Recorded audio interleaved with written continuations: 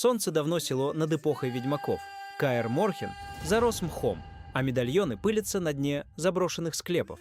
Мир забыл их имена – волков, котов, грифонов, медведей, змей. Но тьма не забывает. Когда снова рвутся границы миров, когда чудовища возвращаются из сна, люди начинают шептать старое слово – «ведьмак». Сначала это было просто сказкой, но сказки имеют привычку оживать. И теперь на пепле старых школ рождается новая – школа рыси. Их знак – коготь, их путь – возрождение. Сегодня мы вспомним, кто стоял у истоков этого ордена.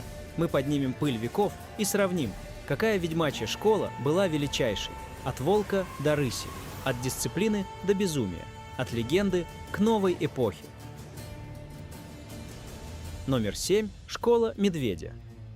На севере, где холод ломает кости, а ветер рвет плоть, ведьмаки из школы медведя жили, как сами горы, тяжело, просто и вечно. Они не верили в магию. Их сила была в руках, сердце в груди, а вера в клинке. Они презирали разговоры о знаках и философии. Им был нужен только меч и зверь напротив.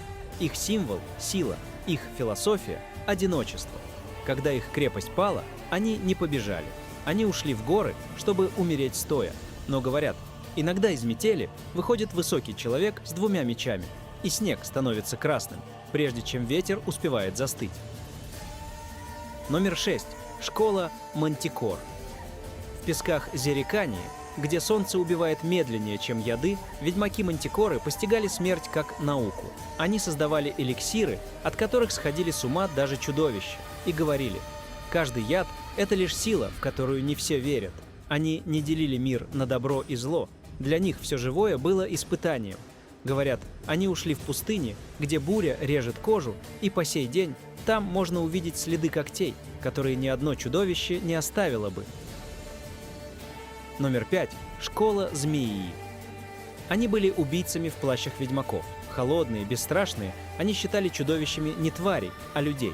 Если чудовище носит корону, это не делает его человеком. Таков был их кодекс. Их мечи длиннее, чем у других школ. Их удары точнее. Они были не охотниками, а палачами судьбы.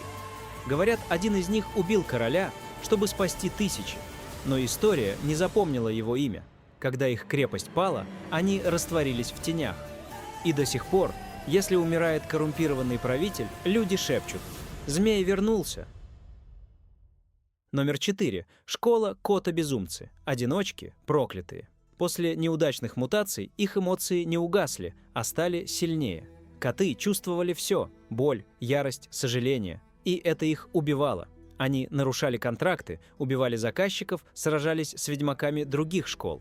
Но среди них были и величайшие бойцы. Скорость, ловкость, интуиция – никто не мог сравниться с ними в дуэли. Они жили как звери и умирали как легенды. Их не звали спасителями, их боялись, и, может быть, именно потому о них помнят. Номер 3. Школа Грифона. Грифоны были хранителями знаний, мастера знаков, философы, исследователи. Они верили, что ведьмак должен понимать тьму, прежде чем с ней сражаться. Их крепость, Каэр-Сирен, стояла высоко в горах, как храм рассудка. Там ведьмаки изучали чудовищ, чтобы познать их природу. Они не были бездушными, они были учеными с мечом. Когда Каэр-Сирен пал, грифоны не исчезли. Они стали странниками, учителями, хронистами. И если ведьмак спасает, а не убивает, говорят, в нем живет дух грифона. Номер 2. Школа волка Каэр Морхен. Дом, где мальчики, которых никто не ждал, становились воинами, которых никто не мог победить. Школа волка – сердце ведьмачьего наследия. Весемир, Ламберт, Эскель, Геральт. Имя каждого – история, вырезанная на клинке. Волки держались кодекса, не убивали людей, не брали сторону. Они были последними, кто еще верил в баланс между чудовищем и человеком. Когда Каэр Морхен сожгли, Весемир поднял руины и сказал: «Мы не исчезнем, мы просто станем легендой», и он был прав. Потому что имя Белый Волк теперь знает весь мир. Номер 1. Школа рыси. Мир не был готов поверить, что ведьмаки вернутся, но в темноте шепотом передают истории о новой школе – рыси.